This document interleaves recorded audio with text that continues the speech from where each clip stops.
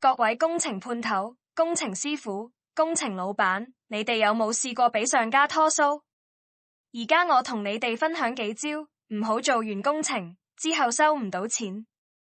首先簽約嗰陣時，你哋係弱勢，但係就唔好俾人食住，人哋話點就點。工程合約最好就保障雙方面，保障你應得嘅工程款要收到。如果對合約唔熟，就最好揾工程顧問同埋律師草擬份合約。工程款項通常分為好多期支付，而家就以4期做例子。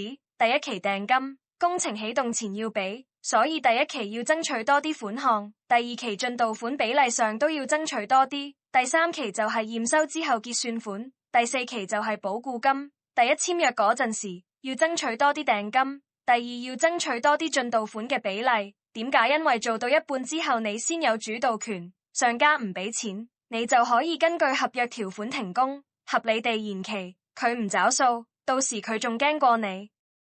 第二期上家一拖錢唔找數，你要即刻出聲，出書面要求批款。記得所有合約條款要白紙黑字簽名，所有後加嘅項目都係要簽名確認。點解要咁做？因為日後追訴你都有證據，打官司有鐵證，法官睇到你嘅所有記錄，都會立即判對方找數。